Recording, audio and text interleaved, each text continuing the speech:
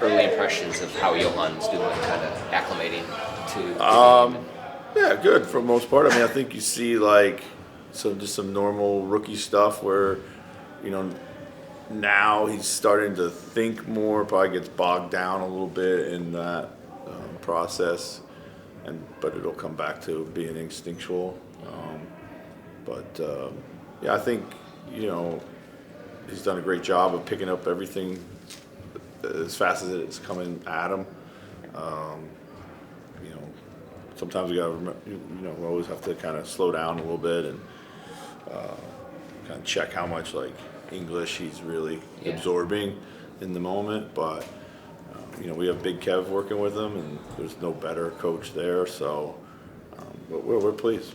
In terms of just like the basketball IQ end of things with how little he's played, like where do you see that part of it at right now? His IQ and feel is outstanding given his experience level. So that's innate, oftentimes, and I think there's things that we need him to do more of in our system. That he now needs to kind of start like adding, but that'll come. When it comes to late game offenses, you kind of take a big picture view of what needs to improve. What are maybe the one or two areas that you've really worked on so far? Yeah, I think like just clock management has been one that we've been really working on, and just kind of poise and patience, understanding and situationally, like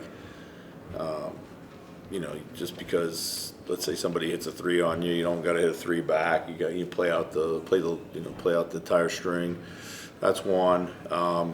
Improving our Ant Julius combination at the end of games. I also think continuing to mix up, how we close games and just a little bit more variety, whether it be Rudy Mike pick and roll, Julius in the post, kind of leaning on the things that we know have paid dividends for us. So.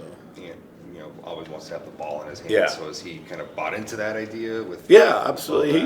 Well, oftentimes he can then be the beneficiary of what happens next in space. Yeah. When it comes to clock management, what sort of things like 2-for-1? Yeah, 2-for-1s. We've got to get better at not just like getting it and creating it and exploiting it, but also getting better shots out of it. That's one.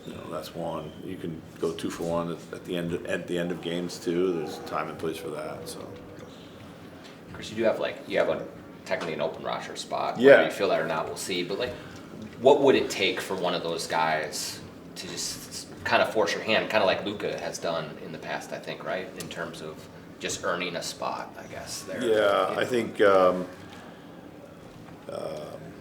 I think it's going to take. It'll take quite a bit, just given our cap situation, I would imagine. But there's also an open two-way spot, So, and I think in our environment right now, like that's just as valuable because we see whoever earns that will spend pretty much their entire time up here with us. So. Coach, what have you seen from Rudy helping Joan? Yeah, it's been great. On and off the court. On and off the floor, yeah. Of course, they've been going to dinner together. Probably talk about how crappy American food is. But it's been fun. It's been really good. Lots of mentorships, small tips and conversations.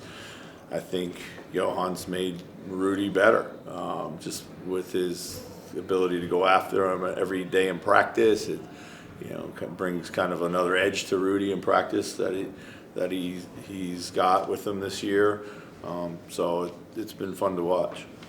When it comes to Jaden, his rebounding numbers went up in the second half of the season last year, and even while he was still kind of taking on a lot of those primary defensive responsibilities, what do you attribute that to?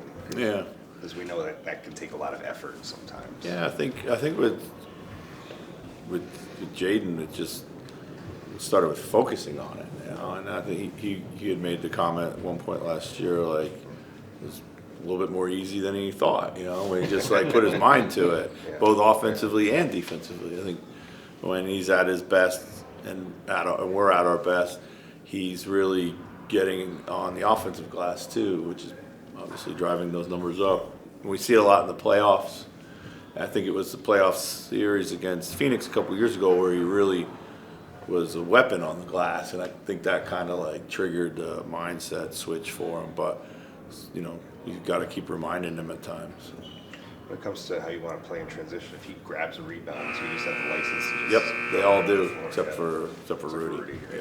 But He'll so, get two. yeah. Listen, he may try it. Well, yeah, he's certainly prone to that. Just coming back on Joan. Yeah. How do you think? How far is he, or how close is he from being an actual real NBA player? You would say. Well, I think he's a real NBA player. I mean, there's no doubt about that. I think he's got an extremely bright future. Is like ready to play big minutes? The way we're constructed, he plays behind three really quality bigs. So I think patience out of the gate is key. Situational opportunities will be his pathway to the floor more than, part of the rotation. But you never know, So we're certainly going to try to find opportunities to play him. Awesome. Thanks, Thanks, guys. Thanks, Chris. Yep.